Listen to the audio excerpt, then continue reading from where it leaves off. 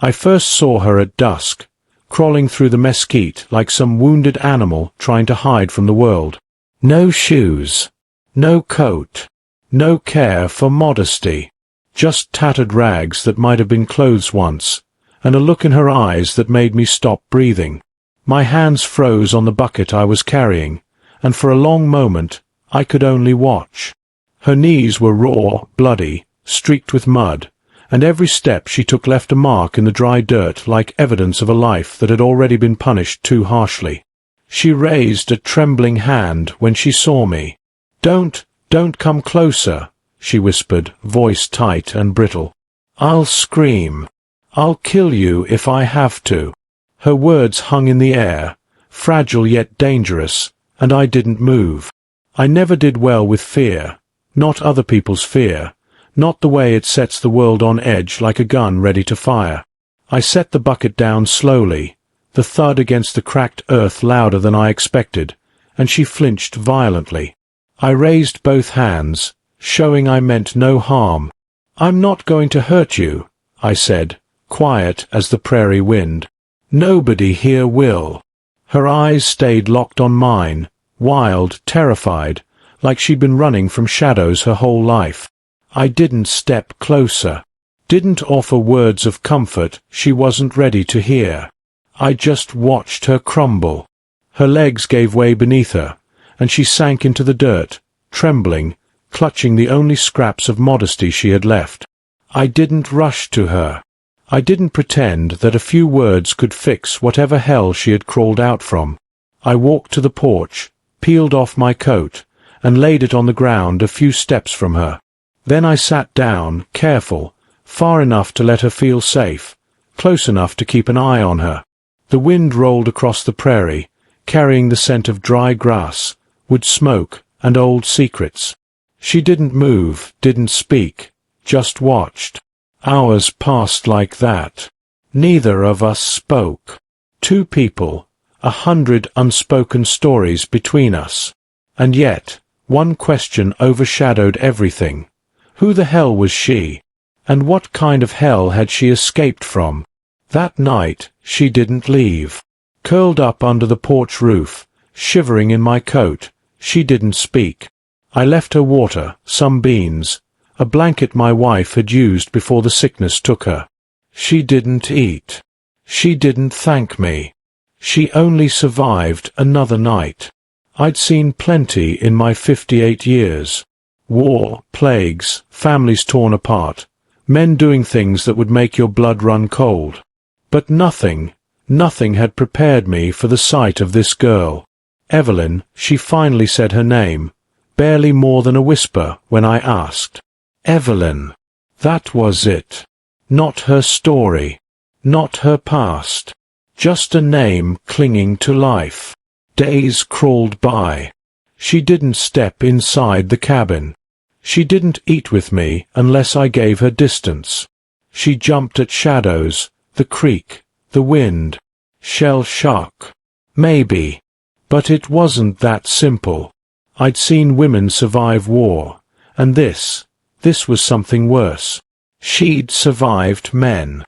Days stretched like a desert road, slow and relentless. Evelyn didn't speak much, and I didn't push.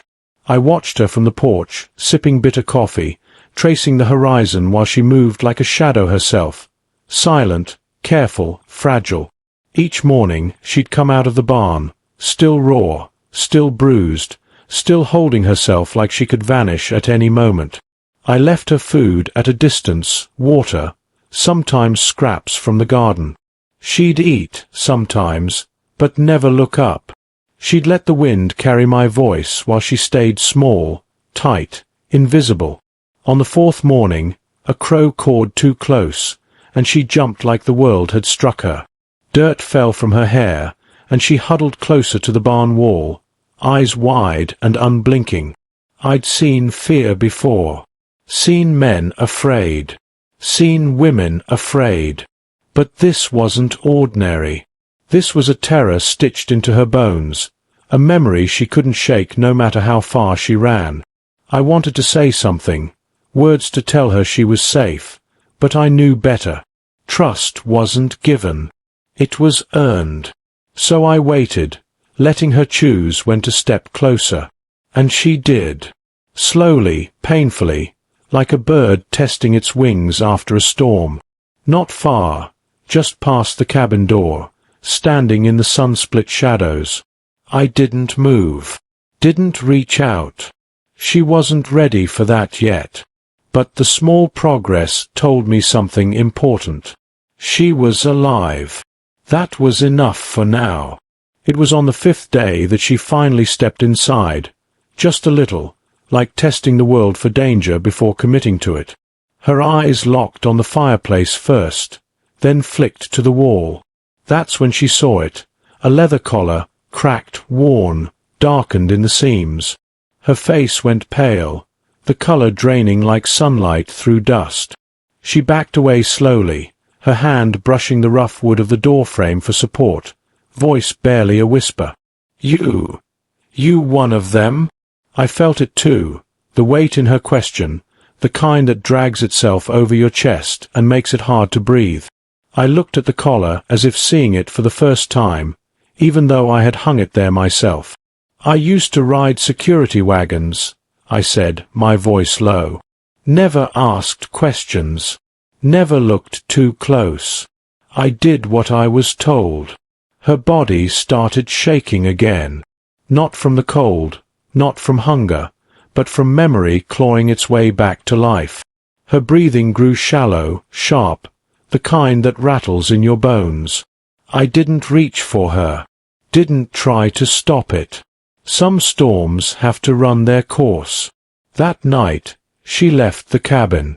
Slept in the barn on hay, her small frame curled tight like she could disappear entirely. I stayed on the porch, tin cup in hand, thinking about every time I'd turned away when I should have looked closer. I thought the worst was over. I was wrong. It didn't take long for the past to find us. 3 days later, the knock came. Not polite, not slow, but sharp, almost like a warning hammer against the door.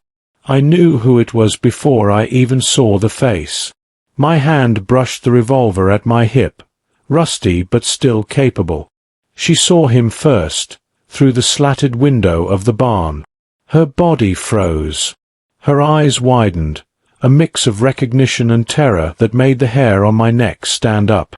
I stepped off the porch slowly, letting the wind carry my presence, letting him see I wasn't afraid. "Evening, Jude," I said, voice calm.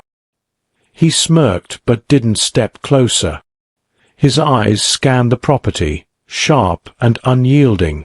I could feel Evelyn behind me, pressed into the shadows, watching. Her breath was shallow. Every muscle in her body screamed to run, to hide, to vanish. Jude's horse shifted, leather creaking, dust puffing into the air like a warning. He spoke, voice cold, clipped. He was here for her. Everything about him radiated menace. I didn't answer at first. Then I said, steady, "She stays here." The wind held its breath. The world seemed to pause, even the crows in the distance. He tipped his hat, measured, calculating. Didn't push. Didn't argue. Just turned his horse and rode off. I knew then it wasn't over. Not even close. He was a warning. And warnings are only the first taste of the storm to come. Evelyn stayed in the corner of the barn that night, silent, shaking, pressed to the shadows. I sat on the porch again, tin cup in hand, staring at the horizon that seemed emptier somehow, knowing the past had come calling, and that this time it wasn't asking. After that night, I knew waiting wouldn't be enough. The men who hunted her weren't just shadows. They were history, blood in the dirt, and they would come back. I started laying plans. I moved barrels of hay, cleared paths that gave us cover, and made sure the horses were restless enough to spook a stranger before they even reached the gate. Evelyn watched me, silent, but not hiding this time. Her eyes followed every movement, sharp, wary, but a flicker of something else. Curiosity, maybe trust, had crept in. I kept my distance but spoke when necessary, low and calm. If they come back, you stay here. Don't follow me. She nodded, barely, and for the first time, I thought she believed me. Days passed in this fragile rhythm. She started venturing closer to the cabin, testing its boundaries, almost like she was measuring if the world outside could hurt her less. And I learned her silence wasn't emptiness. It was survival. Every glance, every hesitant step told me more than words could. That evening, the sun dropped behind the ridge, painting the fields gold and red. I caught her looking at the horizon, thinking she could outrun ghosts, not knowing I had my own. I sat on the porch, tin cup in hand, thinking of my past, every life I'd overlooked, every choice I'd made to keep my mouth shut. And I promised silently, this time, I wouldn't look away. Not for her. Not ever. It was on the 7th day that she finally let a piece of her story slip. Not in words, not to me, but in the way she moved, in the way her hands shook as she cleaned the barn. Every brushstroke, every shift of hay, told of long nights locked in rooms that smelled of sweat, leather, and fear. I didn't ask. Didn't need to. Trauma doesn't always need words. It leaves marks on bones, on the curve of a shoulder, on the way someone flinches at a shadow. That night, I found her staring out across the prairie, the fire from the cabin painting her face in orange and gold. I didn't speak. I just sat on the porch, tin cup in hand, listening to the wind, listening to the unspoken cries of someone who had survived too many men. Her eyes weren't pleading. They weren't defiant. They were simply tired. Bone-deep tired. And I understood then that protecting her wouldn't just mean holding a gun. It would mean staying awake through every wind that rattled the windows, every footstep that might be hers or theirs, every sound that reminded her she had been hunted. I had made mistakes in my life, closed eyes when I shouldn't have, silences I shouldn't have maintained, but this time I swore I would not. I would not let the past reach her. Not again. The 8th evening brought the sound I had been waiting for and dreading in equal measure. Hooves on dry earth, deliberate, steady, echoing across the ridge.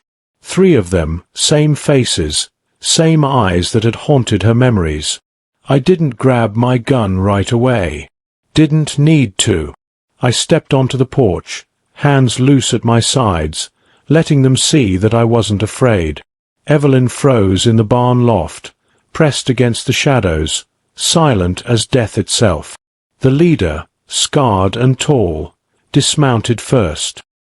His eyes swept the yard, taking in every detail like he owned the world, and for a moment it felt like he almost did.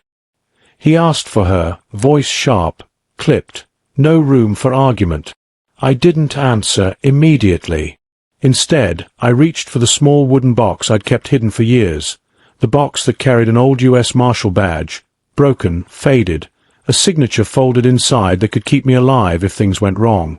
I opened it slowly, deliberately, letting the sun catch the edges of the paper. His eyes narrowed. Recognition. Hesitation.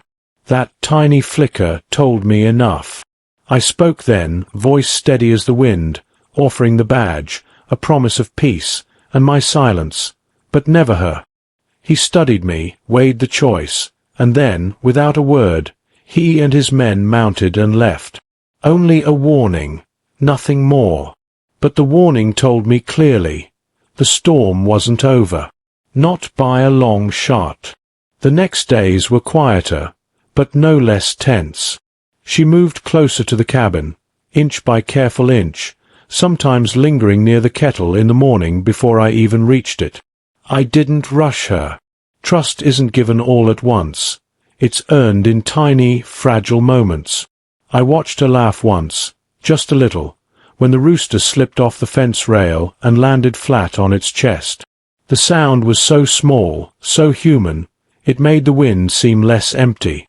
I didn't say a word, only smiled into my coffee, letting her know I had seen her joy, fragile as it was.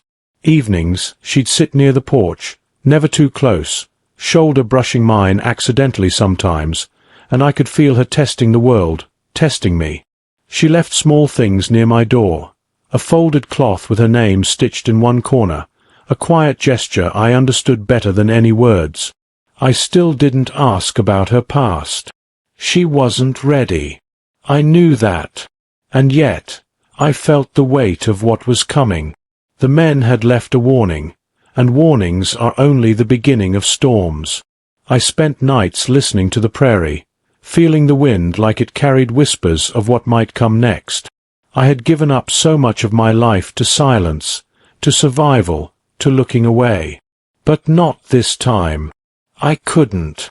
She had already survived too much, and I had promised silently I would not let the past reach her again.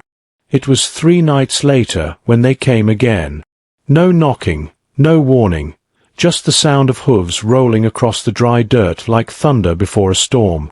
I had expected it, but knowing doesn't make the moment easier. Evelyn saw them first from the barn loft, pressed herself into the shadows as if the hay could swallow her whole. I stepped out, slow, deliberate, letting the men see that I was calm, even when my pulse hit hard against my ribs. The scarred man, the one who had haunted her memories, dismounted first. His eyes swept the yard, sharp as a hawk, measuring, calculating. He asked again for her, voice low, deadly. I didn't move too fast. I opened the small wooden box, revealing the broken badge and folded parchment, letting sunlight catch the edges.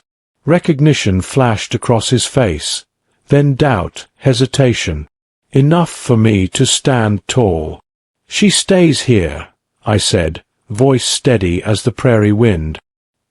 He stared for a long moment, thumb brushing the edge of the badge, then nodded once, terse, without a word, and mounted his horse. The other men followed. Dust and silence filled the air when they left. Evelyn stayed pressed against the shadows, silent, shaking, finally letting out a breath she hadn't realized she was holding. I didn't speak. I just watched the horizon, knowing the storm wasn't over, knowing this was only the first test of whether the past could reach her, or if I could stand between her and it. The night they returned for the second time, it wasn't just the sound of hooves. It was the scent of old violence rolling in with the wind. I felt it before I saw it, deep in my bones. Evelyn was in the barn loft, eyes wide, pressed to the shadows, trembling as if the walls themselves could shield her. I stepped onto the porch, revolver in hand, knowing it wasn't enough to keep them away, but it was something. The scarred man dismounted first, voice low, deadly calm. "We're taking her," he said. I didn't flinch. Not this time. I reached into the box I had kept for decades, pulled out the broken badge, and unfolded the parchment signed decades ago, proof that I had survived the system that had once demanded silence from men like me. "You'll take nothing," I said, voice steady. "Not her. Not now. Not ever." Their eyes flickered with recognition, and for a brief moment I saw hesitation, a crack in their certainty. I spoke again, quieter this time, a warning buried in years of unspoken knowledge. "I know where the past is buried. You don't want me digging." They paused, and in that suspended second, Evelyn stepped out of the shadows, small but defiant. She didn't speak, didn't run. She just existed in that space between fear and courage, a reminder of why I'd chosen this fight. The scarred man studied me, then nodded slowly. They mounted, left with the wind carrying dust, and the silence that followed was heavy, but different. This time the storm had been held at bay, not by luck, but by choice. The days after that were quiet in a way I hadn't known could exist. The wind still blew across the prairie, carrying whispers of the past, but the shadow that had haunted Evelyn seemed to shrink a little with each sunrise. She moved through the barn and cabin with more confidence, more ease, though the ghosts of her memories still lingered at the edges of her gaze. I didn't push her, didn't ask questions. Trust, I had learned, was something you tended like a stubborn seed in rocky soil. One evening, as the sun sank behind the ridges, she came and sat beside me on the porch, close enough for her shoulder to brush mine. We didn't speak at first. Just the wind, the distant caw of a crow, and the gentle creak of the porch. Then she said softly, "You never asked for anything. Not once." I stared out across the fields, past the fences, past the trees, letting the weight of my past, my mistakes, and my silence hang in the air. "You've been taken enough," I said quietly. "I won't take more." Later that night, she left something by the cabin door, a folded cloth, stitched with her name. A small gesture, but enough to tell me she was beginning to trust, beginning to heal. And maybe, just maybe, enough to tell me that love, quiet, steady, patient, could be enough to save both of us. I sat on the porch long after the lantern went out, listening to the wind, feeling the weight of the past lift slightly, knowing that while the shadows would always be there, we had chosen to face them together. And sometimes that was all a man and a woman needed.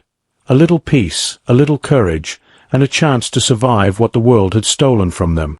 So, if this story touched something in you, if it made you feel, made you wonder, don't forget to hit like and subscribe, because there are more stories out here, broken, brave, and waiting to be told. The West isn't just gunfights and horses. It's survival, redemption, and the small victories of the human heart.